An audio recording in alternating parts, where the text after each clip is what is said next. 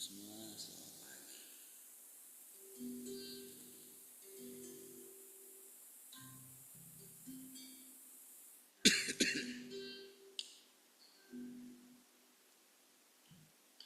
Engkaulah kekuatanku,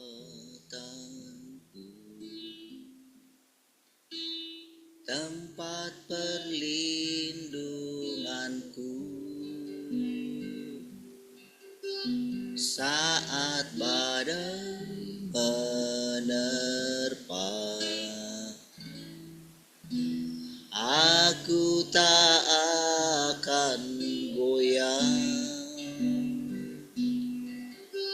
aku tak akan goyah, sebab Kau sertaku.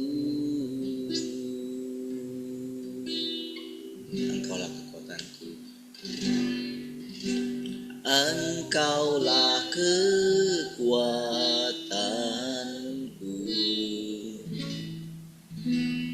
tempat perlindunganku saat badai.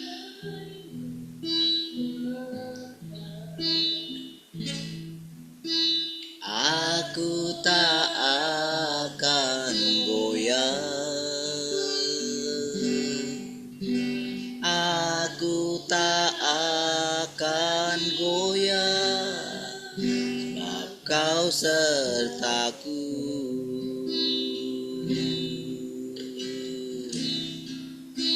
Sejauh langit dari bumi, begitu besar Kau, penuhi hati kami yang rindu menyembah-Mu, Yesus. Sejauh langit dari bumi, begitu besarnya kasih-Mu. Kaulah Tuhan kekuatanku, sukacitaku. Sejauh langit, sejauh langit dari bumi, begitu besarnya kasih-Mu, penuhi hati kami yang rindu menyembah-Mu, Yesus. Sejauh langit dari bumi, begitu besarnya kasih-Mu.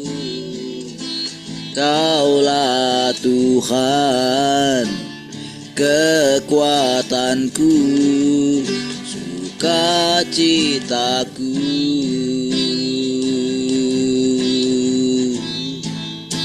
Kaulah Tuhan kekuatanku, sukacitaku. Kaulah Tuhan kekuatanku, sukacitaku.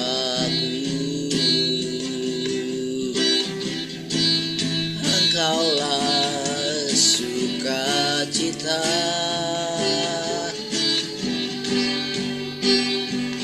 Kaulah kekuatan kami, pengharapan kami.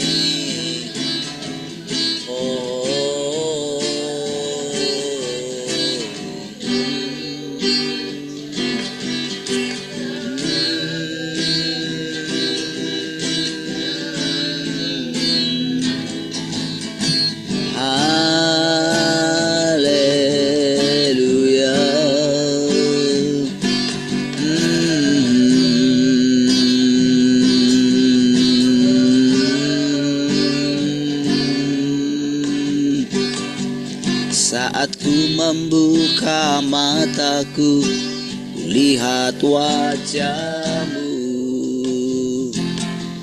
Saat ku pandang wajahmu, ku peroleh pengharapan. Saat ku membuka mataku, lihat wajahmu.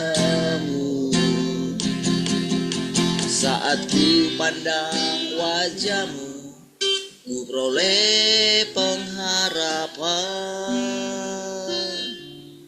Hanya dalam-Mu, tinggal dalam-Mu, hidup di dalam-Mu, dan sabda-Mu yang beri kekuatan. Hanya dalam-Mu, tinggal dalam-Mu, hidup di dalam-Mu, dan sabda-Mu yang beri kekuatan. Saat ku membuka mataku, saat ku membuka mataku, melihat wajah-Mu. Saat ku pandang wajah-Mu, ku peroleh pengharapan. Hanya dalam-Mu, tinggal dalam-Mu, hidup di dalam-Mu, dan sabda-Mu kekuatan.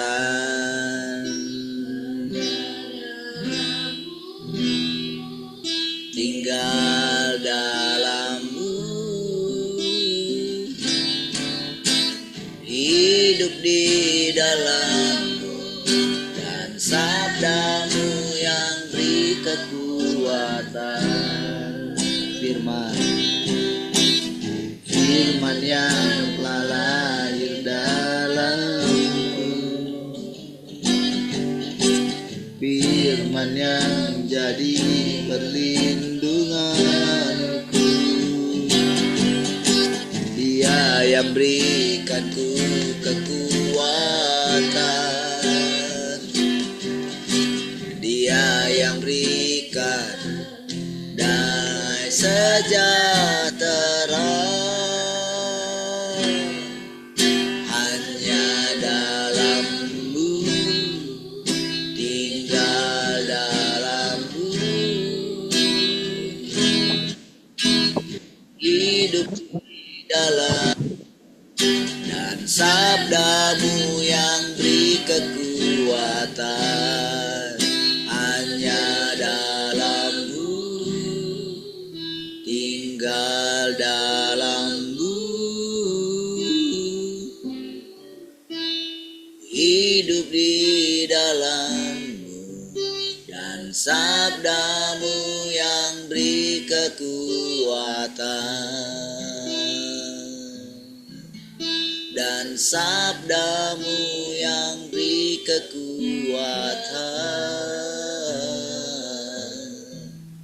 dan sabda-Mu yang beri kehidupan.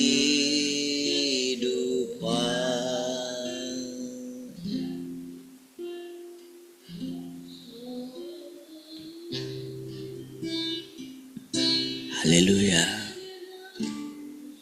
Terima kasih Tuhan, kami bersyukur pagi hari ini. Kembali kami datang kepadamu ya Tuhan. Kami datang oleh karena firman-Mu Tuhan.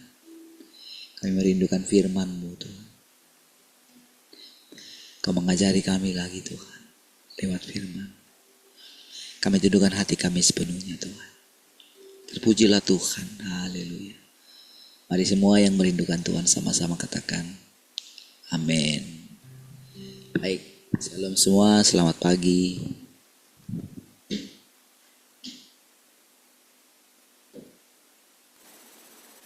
Halo Bapak Ibu, Shalom, selamat pagi semua. Shalom Pak, salam semua, selamat pagi.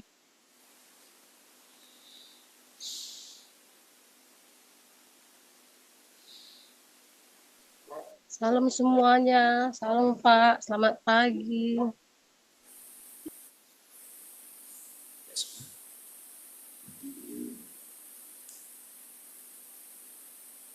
Ya semua?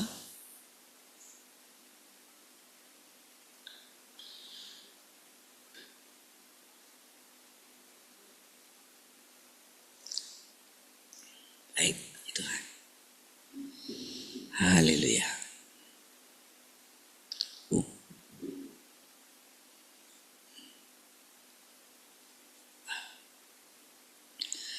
Kita mulai ya.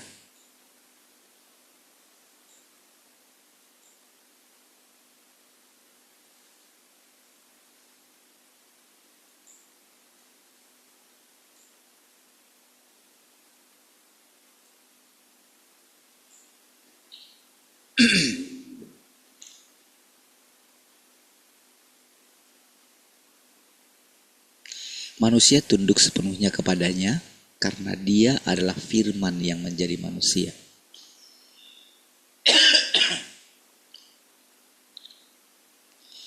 Karena otoritasnya dan karena penghakimannya melalui firman.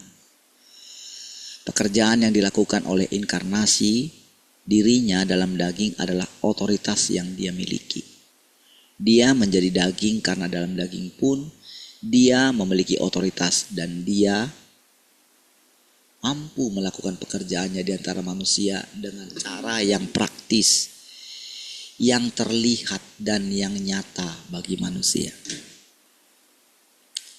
Justru saudara, kalau kita renungkan pekerjaan Tuhan yang berinkarnasi ini saudara ya, karena kan firman yang menjadi daging saudara, menjadi manusia ya. Kenapa dikatakan dia berotoritas gitu? Bahkan otoritasnya itu dampak daripada dia menjadi melalui tubuh dagingnya itu, maka manusia itu dapat ditaklukkan justru gitu. Kalau tidak bisa. Ingat saudara, satu bagian firman Tuhan katakan kalau dia itu bekerja lagi melalui rohnya langsung gitu kan. Kalau dia langsung bekerja melalui rohnya, maka manusia itu akan hancur, akan binasa gitu. Atau akan makin dirusak oleh iblis gitu. Tetapi dengan dia itu bekerja melalui firman, segala sesuatu akan ditundukkan pada akhirnya kepada dia. Saudara, kenapa orang beragama, kenapa orang-orang beragama itu masih terus gitu bisa nampaknya eksis gitu? Karena mereka terus berambisi gitu, ingin memperbanyak orang-orang seperti mereka gitu. Itu yang dikatakan oleh Tuhan Yesus juga kepada orang Farisi dan ahli Taurat. Kamu pergi mengarungi lautan untuk mempertobatkan satu orang.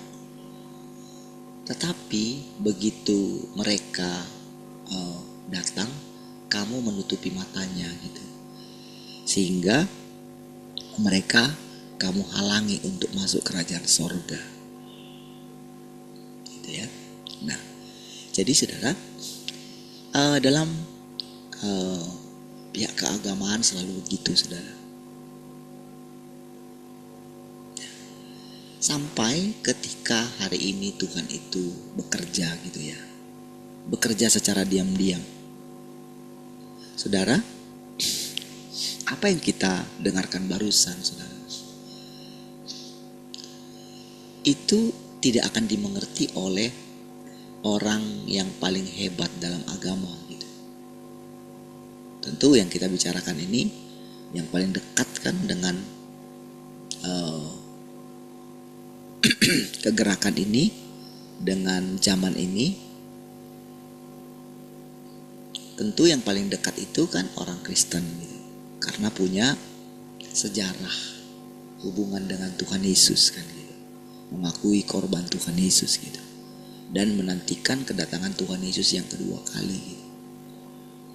Tetapi untuk mengerti otoritas daripada firman yang menjadi daging ini,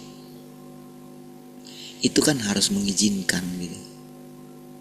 Harus mengizinkan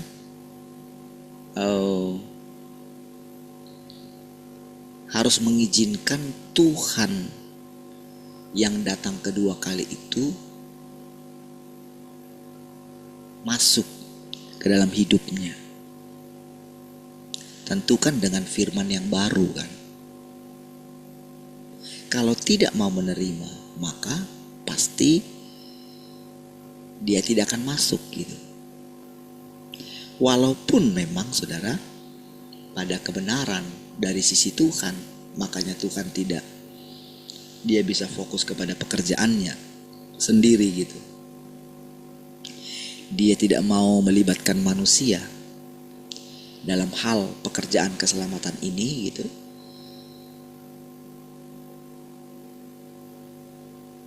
Setiap manusia itu kan sebetulnya kan terperangkap gitu. Terperangkap dalam pekerjaan Tuhan itu sendiri. Hanya saja tergantung sampai kapan. Setelah melewati berbagai macam zaman gitu kan. Akhirnya kan lama-lama kan orang akan mencari kebenaran. Setelah terus bertempur, setelah terus menunggu bait suci dibangunlah, peperangan makin besar, lalu peperangan meredalah. Kan itu kan sesuatu yang membingungkan gitu. Di satu sisi mereka percaya Tuhan datang sesudah terjadi perang yang besar gitu kan. Atau mereka menunggu, ada yang percaya kalau terjadi pengangkatan dulu. Sementara setelah beberapa generasi tidak terjadi, bahkan dari dulu saudara, tidak pernah terjadi pengangkatan. Kan lama-kelamaan kan akan bingung sendiri kan. Bahkan sampai mereka mempercepat kedatangan Tuhan. Itu kan makin membingungkan lagi. Masa manusia mempercepat kedatangan Tuhan? Tidak mencari kebenaran saudara. Padahal kan itu kan perkataan manusia kan. Ataupun kalau itu perkataan Tuhan yang tertulis di dalam Alkitab atau nubuatan, bisakah manusia menginterpretasikannya? Harusnya kan manusia kan gak berhak gitu kan. Gak bisa dong. Tapi terus dari dulu terus berusaha menginterpretasikan nubuatan di dalam Alkitab. Makanya lahir banyak sekte kan. Padahal sudah sekian lama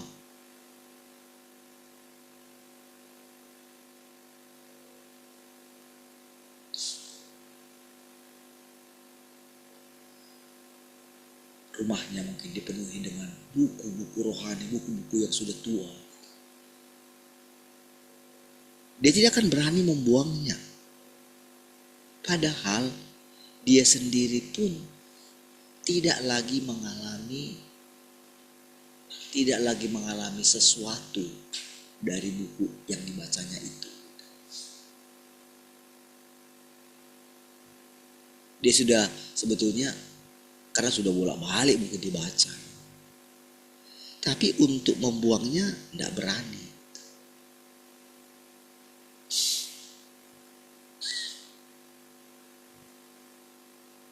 Alkitab sudah menguning gitu kan. Mungkin sudah sampulnya bagaimana. Mungkin bisa mungkin bicara sama orang, wah ini Alkitab ini punya sejarah. Alkitab yang saya dapatkan ketika saya baru lahir baru. Atau ini pemberian opung saya. Sementara tidak lagi menemukan satu kehidupan yang segar daripada Alkitab itu. Namun saudara tetap percaya dengan cara seperti itu.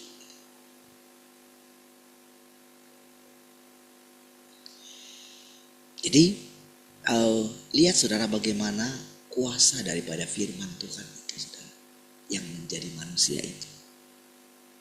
Jadi kenapa kita bisa mengerti? Kenapa kita bisa mendengarkan perkataan-perkataan ini? Siapakah yang mengatakan perkataan ini? Kenapa kita bisa percaya? Kenapa kita makin hari makin mantap, makin teguh hati kita dengan firman ini? Kenapa rasanya firman ini, rasanya itu menusuk ke dalam hati kita yang paling dalam gitu.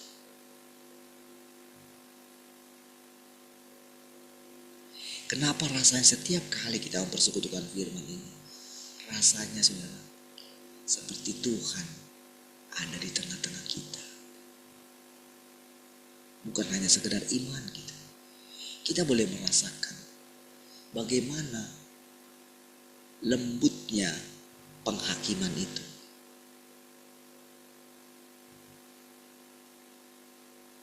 Walaupun nampaknya dia itu tegas gitu, tapi kita masih boleh merasakan kedalaman kasihnya. Kita boleh merasakan selalu baru setiap hari. Itulah keunikan daripada firman yang menjadi manusia ini, yang menjadi daging ini.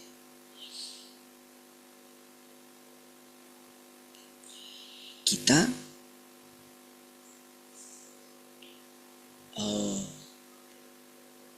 tidak memuja-muja manusia.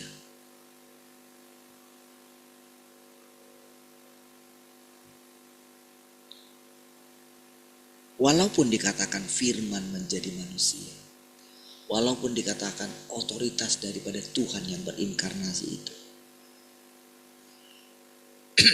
kan itu jelas-jelas kan dia berbicara. Kalau kita lihat Tuhan yang berinkarnasi, itu kan berbicara mengenai dia yang sedang mengatakan itu kan. Tetapi jauh di lubuk hatinya yang paling dalam, yang sedang dia sebutkan itu adalah Bapa yang adalah roh itu. Ketika berbicara mengenai firman ini saudara, firman itu nampaknya saudara, apa ya, kalau kita mau secara logika kita gitu, kita mempercayai firman ini. Jadi sebetulnya firman itu apa sih? Gitu. Sampai dikatakan pada mulanya adalah firman. Firman itu bersama-sama dengan Allah. Dan firman itu adalah Allah.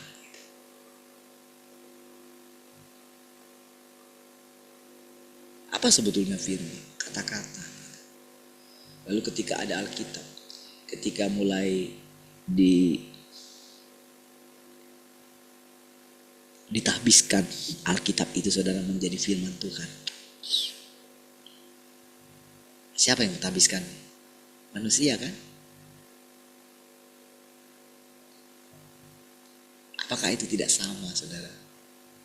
Apakah itu tidak ada kemiripannya ketika orang Israel tidak menemukan, tidak melihat Allah Yahweh itu?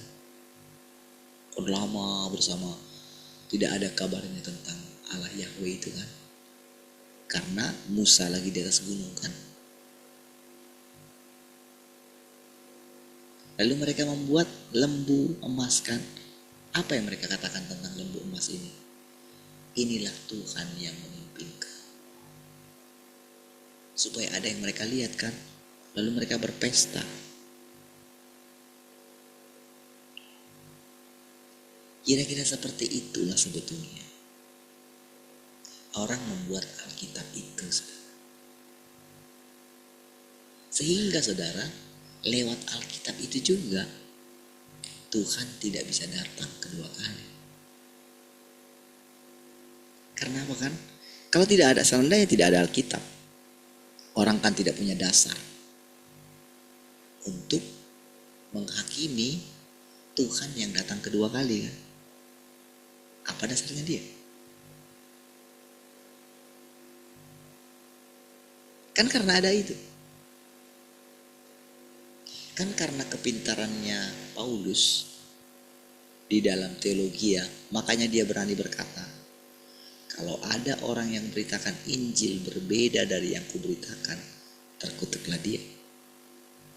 Sekalipun itu dari malaikat Tuhan. Itu kan yang membuat dia berani mengatakan itu. Karena dia merasa bahwa hanya dia pilihan khusus melalui pekerjaan yang dialaminya kan. Jadi disitulah iman dia membumbung tinggi.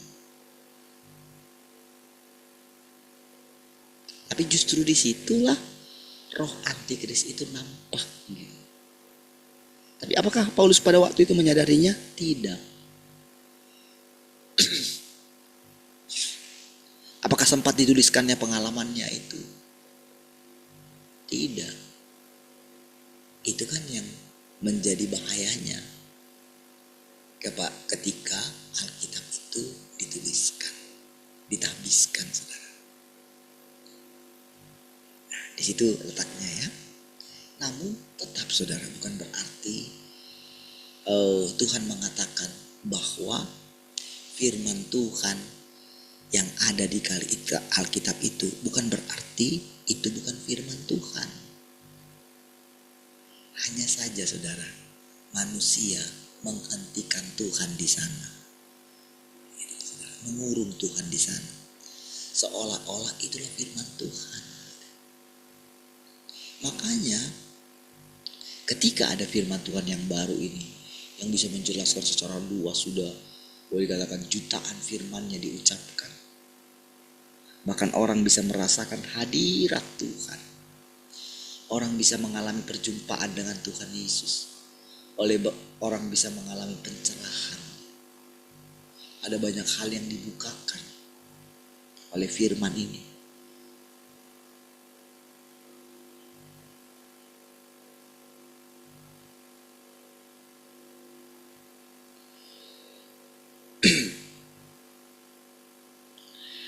Bentuk luar dari dagingnya tidak memiliki otoritas dan dapat didekati oleh manusia.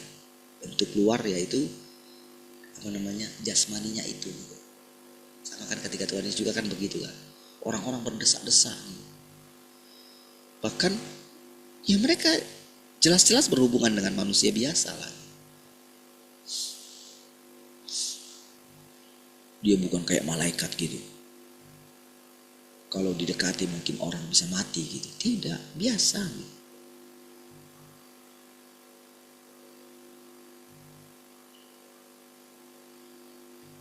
Tubuhnya biasa.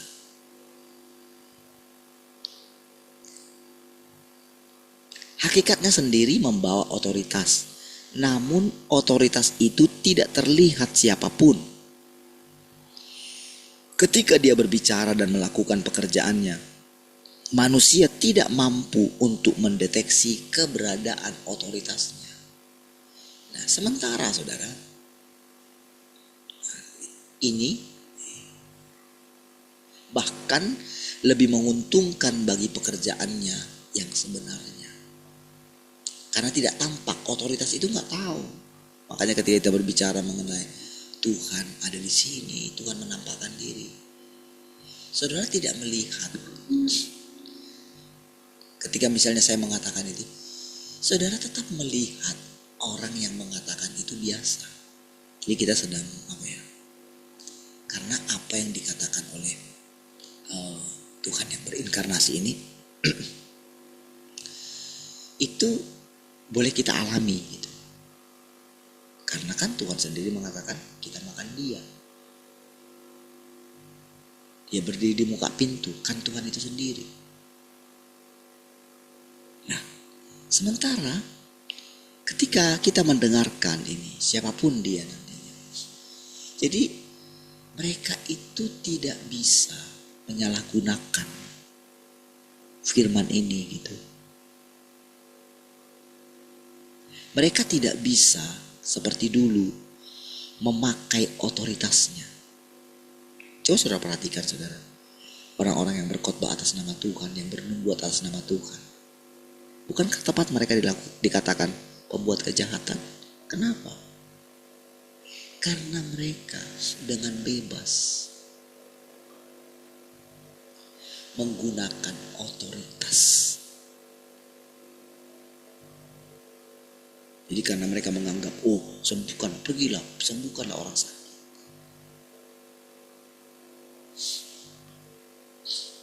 Usirlah setan-setan. Maka kan tidak berhenti. Orang-orang mungkin mereka berkhotbah, ajarlah mereka katanya.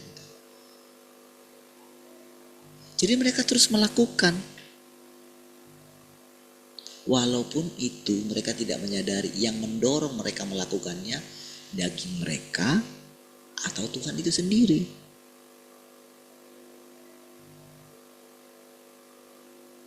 Kan itu kan yang membuat guru kita itu tidak bisa patuh terhadap suara lembut di dalam hatinya kan. Sudah, tinggalkan itu semua.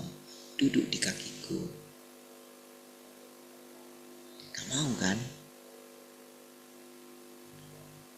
Baru sudah rasanya sudah habis tenaganya, barulah di ujung sudah mau dipanggil gitu, barulah sadar. Tapi terlambat rasanya kan.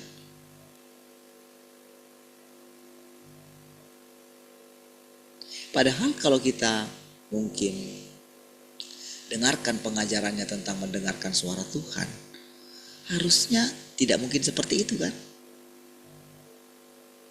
Ya enggak? Kalau akuratnya misalnya mendengarkan suara Tuhan, mungkinkah akan seperti itu? Enggak mungkin lah. Makanya sampai sekarang tetap ada mereka yang terus mengakui kehebatan daripada guru itu, saudara. Terus bernostalgia, saudara. Lalu buku pemuritan itu, saudara. Mereka lupa bahwa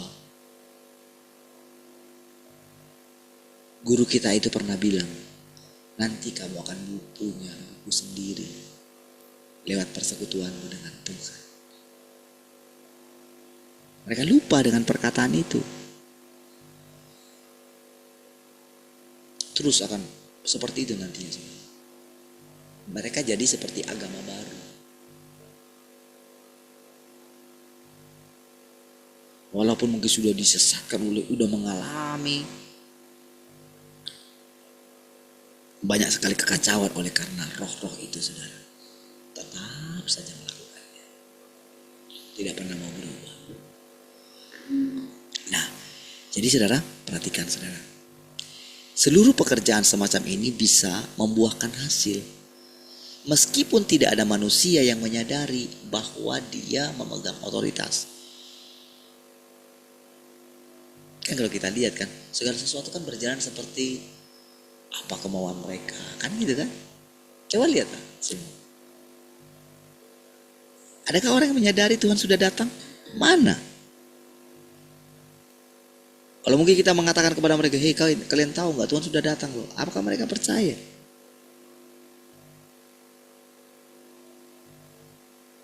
Karena Tuhan yang tahu siapa milik kepunyaannya. Apakah kita tadinya menyadari nggak kalau kita benar-benar dipilih oleh Tuhan? Kita selalu berkata, aku tidak layak, aku tidak layak, aku tidak layak. Padahal firman Tuhan jelas mengatakan, memang tidak ada yang layak. Kenapa kamu mengatakan sesuatu yang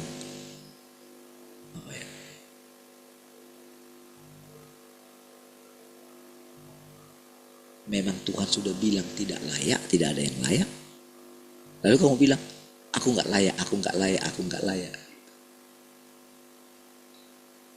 Iya, memang kamu nggak layak. Tapi kalau aku menjadi daging, itu kan berarti semua yang namanya daging itu kan aku bawa kembali kepada Bapa itu kan. Lihat saudara, nampaknya kan orang kan akan memungkiri kan kehebatan daripada firman itu. Dibiarin terus saudara. Dibiarin terus dengan caranya yang lama itu. Setiap kali datang satu kebenaran, orang menelitinya dari bawah sampai ke atas. Sulit sekali saudara untuk membuka gitu, sedikit saja. Terlalu buta saudara. Karena selalu begini, ketika ada orang yang membawa kebenaran yang baru gitu, firman yang baru ini, harus dites dulu saudara. Ini dites dulu. Apa pakai tesnya? Melalui pengalaman orang itu. Melalui firman Tuhan kan. Ujilah segala sesuatu. Kan gitu kan. Kira-kira saudara, kalau Tuhan itu datang, bisakah manusia mengujinya? Pakai apa dia uji gitu loh. Tuhan loh yang datang. Tunggu dulu, screening dulu. Sebelum engkau masuk di pintu rumah saya, screening dulu. Sudah ada screening di sini. Kitab Yesaya mengatakan begini. Jadi kalau kayak kepintaran manusia sekarang itu saudara, sudah bisa dites. Suara manusia bisa dirubah saudara, dengan memasukkan jenis suaranya. Yang tadinya gak bisa nyanyi. AI itu saudara, artificial intelligence itu bisa mengubahnya. Kira-kira seperti itulah saudara. Dia sudah pintar sekali. Tuhan yang datang loh.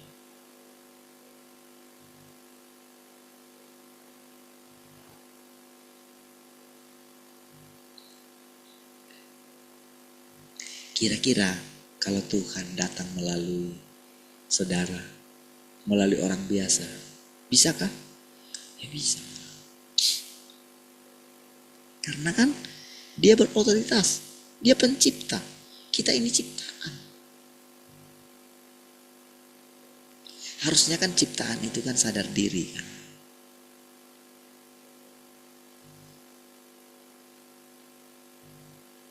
Masa dia bisa mengekang Tuhan? Masa bisa dia mengatur Tuhan? Pencipta loh yang datang. Kira-kira seperti inilah saudara, otoritas daripada Tuhan yang berinkarnasi itu saudara. Kita gak nampak otoritasnya. Bahkan iblis gak bisa mengenali ini gitu loh. Rumit sekali bagi dia. Karena kan setiap kali dari dulu saudara, ketika ada orang yang dipilih Tuhan gitu kan, orang nabi atau apa yang muncul kemudian, itu kan selalu saudara itu diserangnya saudara, ingin dibunuhnya dia. Lihat saja saudara, hamba-hamba Tuhan yang muncul nanti hebat. Lihat berikutnya, dia mungkin menyadari, wah, dia mengalami suatu hebat mengenai firman Tuhan. Tapi lihat dalam perjalanannya, survei membuktikan akhirnya mereka dimakan oleh Kristus. Kan gitu kan?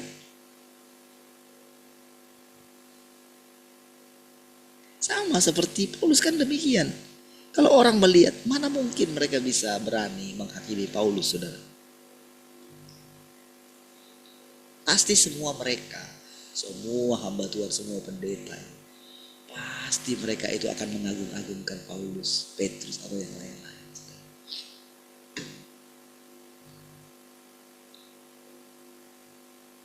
Tanpa mereka sadari bagaimana mereka itu rasanya gimana. Malu sekali.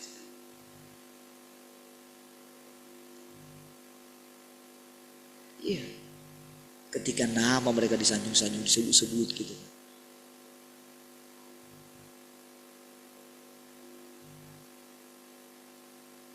Dan seolah-olah mereka bersemangat dengan ajaran-ajaran mereka yang ada di Alkitab itu.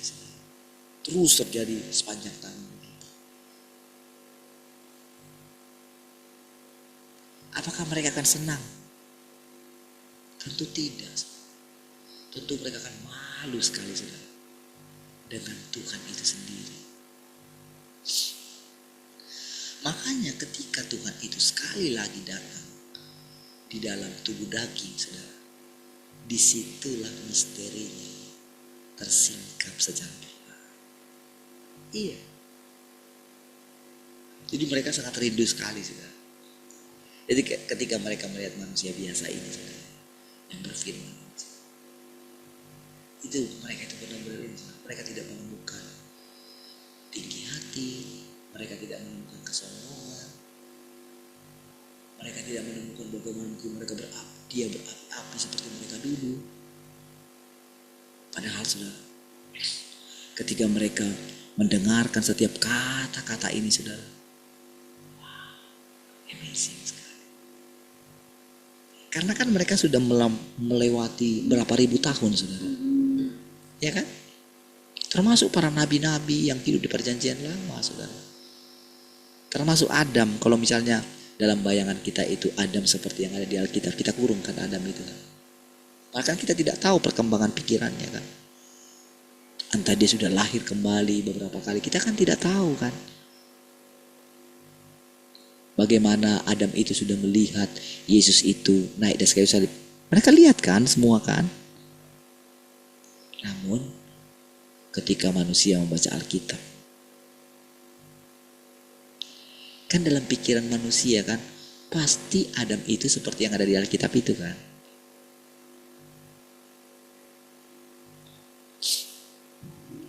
Tapi saudara, kalau saudara baca bukunya Rick Joyner, saudara akan lihat bagaimana Adam itu berbicara kepada Rick Joyner itu, saudara. Dia datang dari awal itu, saudara.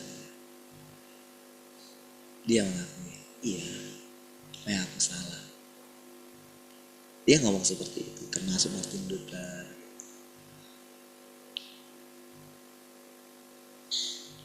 Tetapi seandainya kamu pun di sana, kamu pun akan seperti saya. Jadi saudara, di situ saudara bagaimana dia didatangi oleh orang-orang hebat itu, saudara. Termasuk Petrus, termasuk Yohanes gitu ya. Itu mungkin satu-satunya buku yang pernah saya baca yang bisa menghadirkan orang-orang yang hidup di zaman perjanjian lama itu, saudara. Iya, bahkan yang hidup di zaman berikutnya seperti Martin Luther juga. Nah, saudara, ketika sekarang siapapun yang harusnya kalau orang itu benar-benar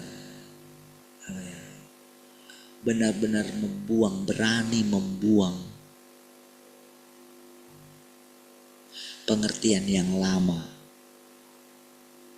berani keluar dari zaman yang lama, masuk ke zaman yang baru. Kalau mereka berani merendahkan diri, menanggalkan segala jabatan kerohanian mereka, dan menjadi manusia, merendahkan diri loh, barulah mereka bisa menerima Tuhan yang berinkarnasi. Kalau tidak, selamanya akan tertutup, saudara.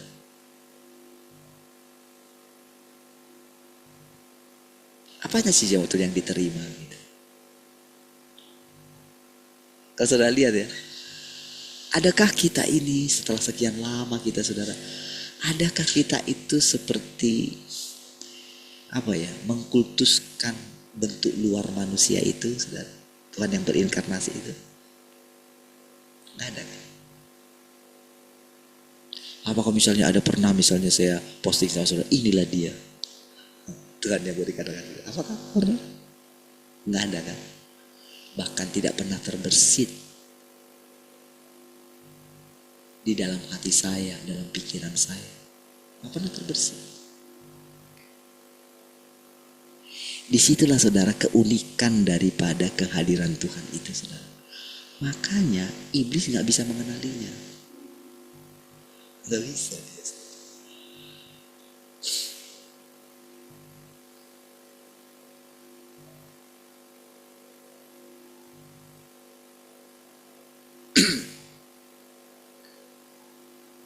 Nggak bisa dia mengenalinya. Jadi dengan kita itu mempersekutukan firman Tuhan ini, pekerjaan daripada firman ini saudara.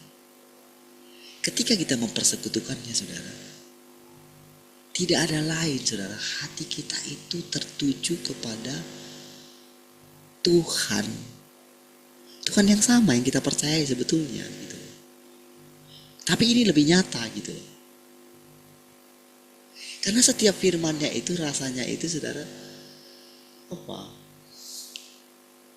Makin lama dia makin berotoritas dalam diri kita. Makin kita itu berani membuang kepercayaan kita yang lama. Kenapa kita berani saudara?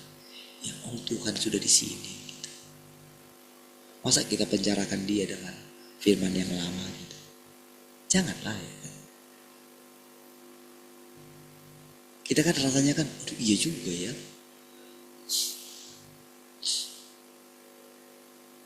Di situ kan secara perlahan saudara, segala pengertian-pengertian yang lama, isi Alkitab yang lama, sebetulnya saudara, pikiran kita inilah yang membuat kita itu memegang teguh. Jadi sebetulnya bukannya Tuhan itu sendiri, tapi pengertian kita yang sesat ini loh sebetulnya, yang selama ini. Kalau Tuhan bilang, kamu telah memberhalakan Alkitab, tapi pikiran kita ini selalu menolaknya gitu loh. Enggak. Ketika firman Tuhan ini bilang, semua manusia sudah rusak, langsung manusia itu melawannya. Enggak kok, Tuhan Yesus sudah mati di kayu salib, sudah menebus dosa kami. Dan firman-Nya berkata, tidak ada seorang pun yang sampai kepada Bapa kalau tidak melalui aku. Akunya itu siapa? Jadi sudah ada Tuhan Yesus yang lain di dalam benak orang-orang yang beragama itu, saudara. Itu sebetulnya intinya di situ. Jadi ketika datang Tuhan Yesus kedua kali, mana mungkin mereka bisa kenal? Mana mungkin? Apakah mereka pernah bersama dengan Tuhan Yesus yang pertama kali? Seandainya pun pernah, bukankah mereka itu paling banter seperti murid-murid Tuhan? Ketika Tuhan menampakkan diri kepada mereka, apakah mereka mengenalinya? Tidak kan? Lalu kenapa berani murid-murid yang tak pernah berjumpa dengan Tuhan Yesus itu? Kenapa mereka berani mengatakan, oh itu bukan Tuhan Yesus yang datang kedua kali? Karena Tuhan Yesus yang datang kedua kali namanya Yesus, dia pria kok. Kenapa kok berani mereka seperti itu? Bukankah itu sesuatu yang konyol, saudara? Bodoh gitu. Enggak. Saudara gak pernah berjumpa dengan Tuhan Yesus secara fisik. Lalu saudara yakin kalau Tuhan yang datang ini bukan Tuhan Yesus, itu gimana ceritanya?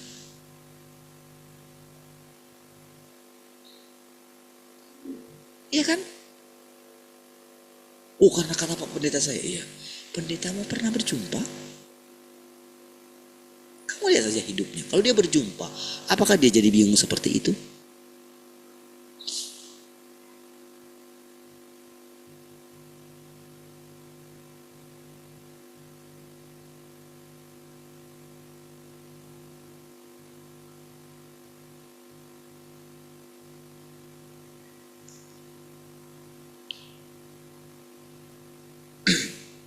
Jadi perhatikan saudara. Semakin mendalam saudara ketika setiap kali kita berbicara mengenai Tuhan yang berinkarnasi ini saudara. Ketika dikatakan dia lebih berotoritas gitu. Apakah maksudnya dia lebih hebat daripada Tuhan itu sendiri? Ya gak bisa lah. Orang ini Tuhan itu sendiri gitu. Kenapa dikatakan dia lebih berotoritas gitu? Justru dengan dia tidak menampakkan diri, disitulah saudara, orang atau manusia tidak ada yang bisa meninggikan dirinya. Karena kalau orang sampai meninggikan dirinya, disitulah dia jadi bulan-bulanan iblis. Keluar dari area soalnya. Karena kan ceritanya Tuhan itu menjadi manusia. Artinya kan dia sendiri yang mengatakan bahwa manusia itu sudah rusak. Kan itu sudah di luar nalar itu saudara, di luar pikiran kita itu saudara. Gimana cara menjelaskan? Dia mengatakan kuduslah kamu sebab aku kudus katanya. Sementara murid-muridnya ketika mendengarkan firman Tuhan itu, mereka berusaha ingin menjadi kudus. Kan gitu dulu kan? Petrus ketika dia mendengarkan, kamu harus rela kehilangan nyawa. Harus pikul salib. Lalu dia bertekad dalam hatinya. Lalu dia mengatakan kepada Tuhan Yesus, Tuhan, sekalipun engkau dipenjara, sekalipun engkau dibunuh, aku siap mati bersama dengan engkau katanya. Nah gitu kan? Kenapa mereka berani? Oh Yesus itu, apa kata-kata dia kan jadi semua. Iya kan? Mereka gak berpikir kalau Yesus itu akan benar-benar disalibkan. Mereka gak pernah berpikir seperti itu. Makanya dia berani menarik tangannya Tuhan Yesus dan ke samping. Menarik Tuhan Yesus. Kenapa dia berani saudara? Karena firman Tuhan saudara. Karena apa yang tertulis dalam kitab Taurat saudara tentang Mesias itu saudara. Makanya dia berani mengatakan. Karena apa? Karena dia juga mendapatkan pewahyuan dari Bapa kan. Yesus sendiri yang mengakuinya. Kan gitu kan? Apakah pada waktu itu Petrus menyadarinya? Tidak. Tapi kenapa Yesus bisa menyadarinya? Karena dia adalah Tuhan itu sendiri. Tetapi walaupun dia adalah Tuhan itu sendiri, lihat spiritnya saudara. Apakah pernah dia menyamakan dirinya dengan Bapaknya? Dia selalu mengatakan kan Bapakku lebih besar daripada aku kan? Itulah Roh Kristus.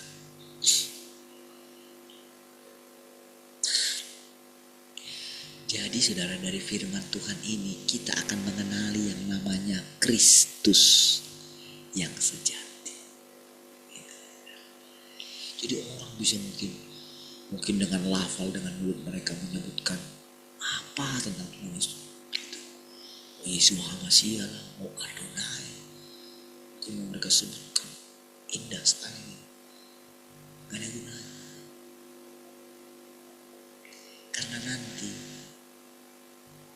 Karena saatnya akan tiba. Manusia hanya memanggil dia sebagai pencipta. Dan mereka sebagai ciptaan. Iya. Itu saja. Gak akan ada saudara orang. Jadi nantinya saudara, gak akan ada orang yang menukar pelayanannya.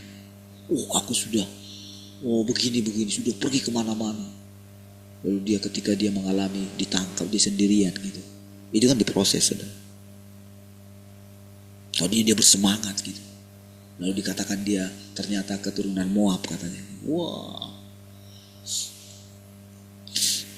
Seolah-olah yang mau dia dengarkan dia sudah patokkan. Pokoknya kalau Tuhan bicara tentang saya karena saya sudah mengorbankan diri saya. Saya sudah meninggalkan segala sesuatu. Harusnya Tuhan akan memuji saya. Jadi perkataan yang didengarkan, yang harus didengarkan dia adalah gini. Sabarlah engkau hai hambaku. Seperti itulah bayangan orang-orang yang mati mungkin dengan pelayanan yang besar, saudara. Wah, orang akan membuat saudara mungkin karangan bunga yang panjang gitu. Lalu saudara di antara mereka, pastilah hamba Tuhan ini hebat sekali. Pastilah dia ini nanti, wah, di samping kanannya Tuhan Yesus. Lalu mati jugalah mereka. Si jemaat yang bilang itu, saudara. Lalu mereka lihatlah, dicari-cari lah gitu. Di mana? Gak ketemu pendetanya itu, saudara. Di alam roh gak ketemu dia. Di mana ya dia? Saya penasaran dia jalan kemana. Oh, ternyata dia tetap tinggal merenung seorang diri dalam kesendirian. Tak ada lagi orang yang memuja dia. Pendetanya seperti orang gila yang terus khotbah, padahal gak ada yang dengerin. Dalam roh ini maksudnya ceritanya, saudara. Kan kayak orang gila jadinya kan. Saudara lihat ada orang gila yang di YouTube itu, saudara. Hebat sekali main gitar sama nyanyi, saudara. Lagunya itu pun bahasa Inggris, saudara. Sampai itu ada orang yang postingnya itu, sampai digeleng-geleng kepala. Kok bisa ada orang gila suaranya hebat gitu. Tapi gila gitu. Ya kira-kira kayak gitu lah, saudara. Mungkin aku terus berkhotbah.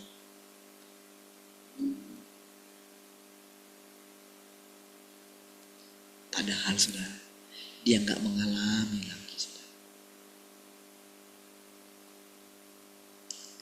Jadi saudara perhatikan, saudara ya. Jadi ketika dikatakan firman ini, saudara, dia berotoritas.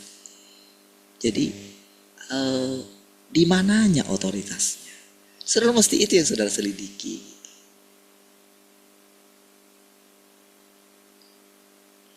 Seandainya saudara disebut, misalnya firman Tuhan mengatakan,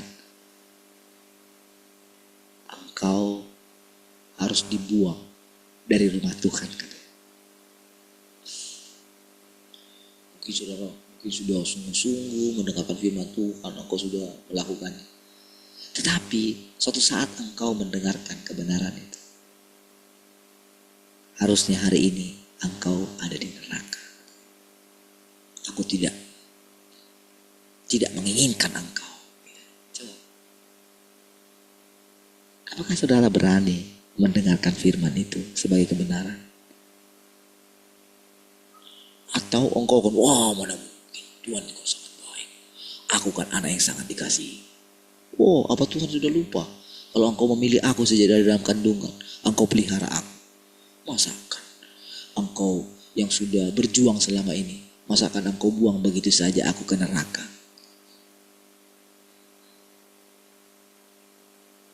Disitulah saudara pengertian kita ini, saudara.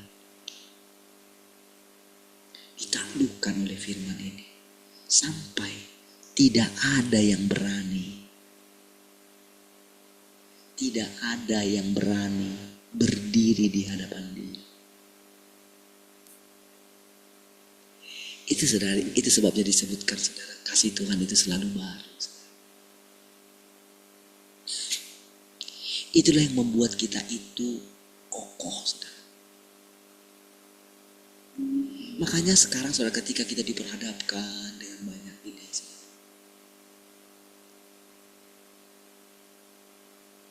seperti saya katakan, saudara, saya ketika hari-hari ini, kemarin saya sama adik saya, kalau kami sudah cerita, kan apa yang mereka alami, pertengkaran antara, kesalahpahaman, perbedaan mengenai laki-laki dan perempuan, suami dan istri. Kami udah ketawa cerita. Tapi padahal sebetulnya masalahnya simpel aja, saudara. Itu sulit sekali, saudara, untuk menerima itu, rasanya tegang. Itu langsung tercerita. Itulah ceritalah. Itulah bang, gak mau menerima. Padahal kami itu ceritanya itu Kami mengalami hal yang sama juga. Ya kan, punya istri juga sama. Gitu. Ketika diperhadapkan kepada satu perbedaan, ya marah-marah juga. Tapi apa yang membuat kita berbeda, saudara? Kami sudah berusaha, sudah membuat supaya ketawa gitu. Sulit, saudara. Jadi kami ulang itu mereka tegang gitu. Rasanya gitu kami ketawa gitu. Kami ulang ketawa. Gitu. Karena apa, saudara? Kita kan di sini kan ketika mendengarkan firman itu, kita itu kayak gimana gitu ya. Justru makin kita itu merasa nggak ada di antara kita yang layak gitu. Iya kan? Nggak ada yang berani di antara kita ini berani mengatakan, oh aku ini orang pilihan Tuhan. Ya walaupun itu awal-awal mungkin ada gitu kan, seperti masalah anak laki-laki itu kan. Tapi coba lihat saudara, betapa hebatnya firman yang kita dengarkan berikutnya menaklukkan kita. Iya kan? Makanya kan sama-sama kita berjalan bersama-sama kan. Sama-sama kita itu mendengarkan Tuhan yang sama. Adakah Tuhan itu meninggikan seseorang? Membuat supaya saudara itu mengagung-agungkan orang yang bicara ini? Tidak kan? Tidak kan? Kalau ada itu ya sudah dilarang lah. Nggak bisa. Tapi lama-kelamaan kita melihat otoritasnya. Seperti saya katakan tadi. Mungkin dulu sudah sulit mengerti apa yang baru saya katakan tadi. Tapi dengan sekarang, saudara kan jadi kayak gini. Iya ya. Iya kan? Disitulah saudara artinya Tuhan itu menundukkan manusia. Iya. Kalau dengan cara yang lama saudara. Makanya saudara, kalau kita tetap dengan cara yang lama terus mengandalkan iman, pergi ke sana kemari mendoakan orang, membuat mujizat dan sebagainya, justru kita akan mati binasa, saudara. Iya. Disitulah saudara manusia itu, para pembuat mujizat itu akan makin tersesat. Iya.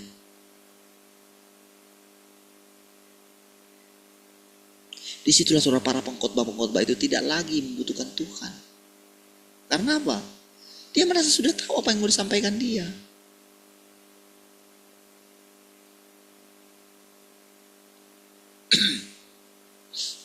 Sehingga dia terus akan menonjolkan dirinya ketika dia berbicara. Meyakinkan orang-orang. Padahal dia pun tidak diselamatkan. Ya sudahlah, sama-sama sesatlah. Dia tidak pernah berterus terang, saudara.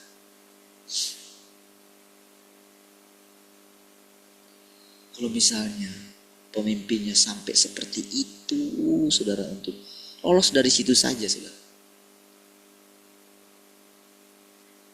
Lalu bagaimana bisa menasihati jemaatnya?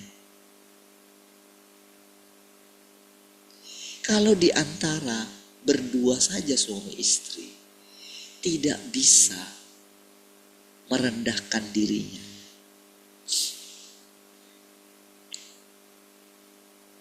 itu benar-benar saudara, ketika saya lihat itu cukup tegang saudara, dan tuh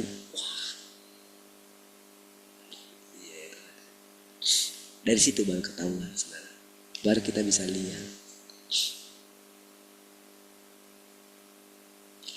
betapa saudara manusia itu membutuhkan firman ini, saudara.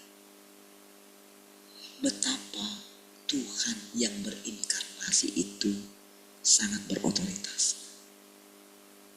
Karena apa? Tuhan yang berinkarnasi itu adalah Tuhan itu sendiri.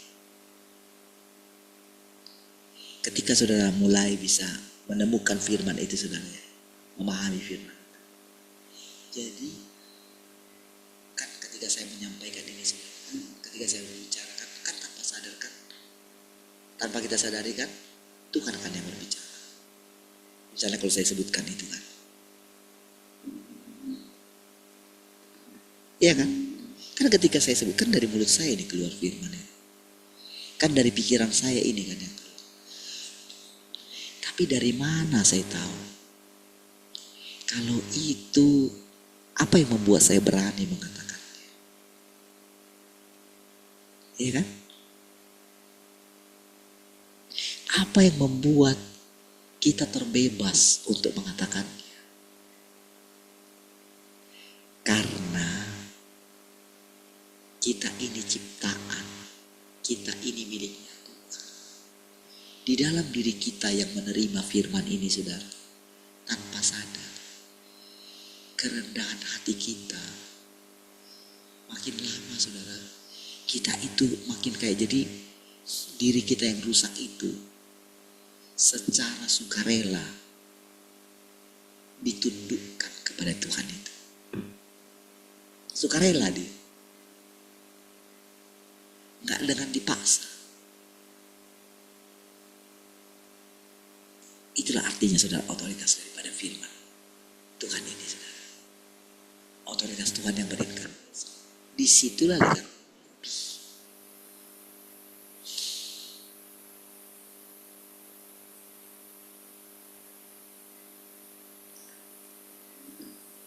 Perhatikan ya.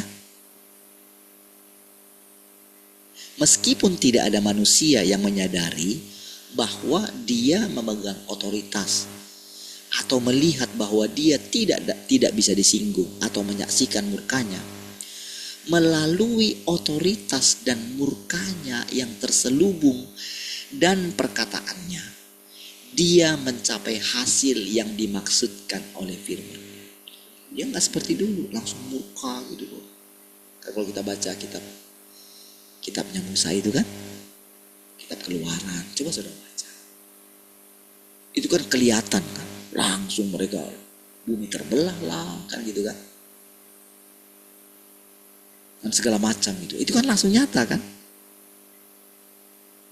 Tetapi ini, saudara, otoritasnya itu di dalam firman yang tidak kelihatan itu, murkanya itu tidak kita lihat secara fisik, tapi di dalam firman-Nya itu sangat terasa. Iya.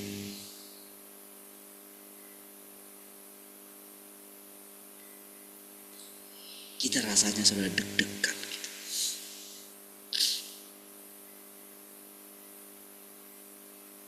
Kalau kita melakukan pelanggaran, rasanya di sini deg-degan. Kalau kita melakukan segala sesuatu dengan kekuatan kita, di sini rasanya kayak dihantam kita, saudara. Itulah otoritas daripada firman. Dengan kata lain, melalui nada suaranya, ketegasan perkataannya, dan seluruh hikmat dalam firman-Nya, manusia benar-benar diyakinkan. Dengan cara ini, manusia pun tunduk kepada firman dari Tuhan yang berinkarnasi, yang nampaknya tidak berotoritas, namun mampu mencapai tujuan Tuhan untuk menyelamatkan manusia. Karena kan kalau dulu kan berotoritas kan, kelihatan jelas otoritasnya kan. Tapi ketakutan mereka itu kan tidak menghasilkan ketakutan yang sejati kan. Mereka takut kan ketemu dengan Tuhan. Oh, engkau ajalah Musa gitu kan. Karena mereka takut kan.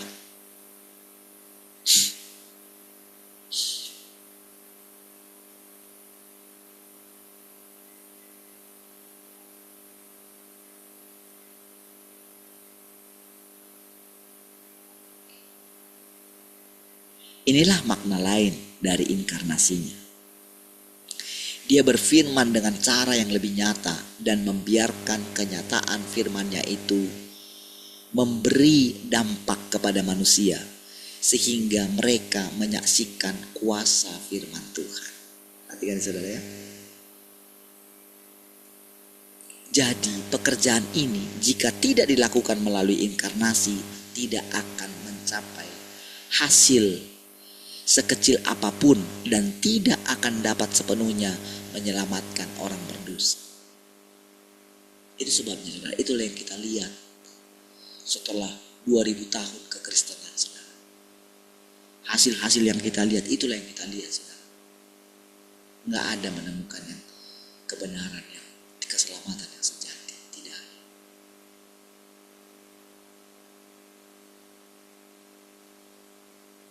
Nggak akan ada yang bisa menerangkan semuanya. Kemana nanti sudah mereka mati, mereka nggak peduli lagi saudara.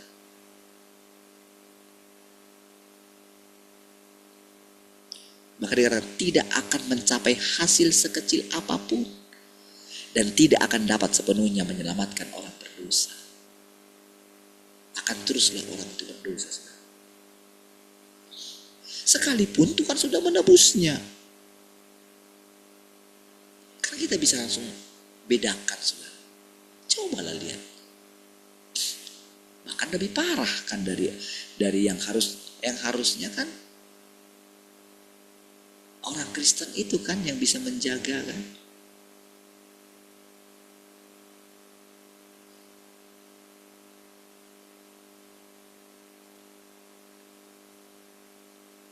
Tapi bahkan orang Kristen itu sendiri keadaannya lebih parah daripada orang-orang agama lain itu. Padahal kita punya iman. Yesus sudah mati di atas kayu salib. Kurang apa lagi sudah? Semua dosa kita sudah ditanggung. Kan disitulah kan orang agama lain kan mengejek agama kita kan. Ya berarti Tuhanmu itu membiarkan kamu terus berdosa. Oh toh sudah diampuni kok. Kan itu kan. Sementara mereka melawan terus iman kami. Kalian gak perlu ngajari iman kami. Nah, memang kenyataannya begitu. Lalu mereka berkata lagi sekali selamat tetap selamat. Bertengkarlah terus. Itu sebabnya saudara. Dengan firman yang kita dengarkan ini saudara. Disitulah kita melihat otoritas Tuhan menyelamatkan kita. Orang berdosa. Itu kan saudara? Jam 6. Kita berdoa. Kasih Tuhan kami bersyukur buat persekutuan. Segala kemuliaan bagi-Mu Tuhan. Terpujilah Tuhan. Haleluya. Mari semua yang mengasihi Tuhan sama-sama katakan. Amin. Shalom yang mau sekolah.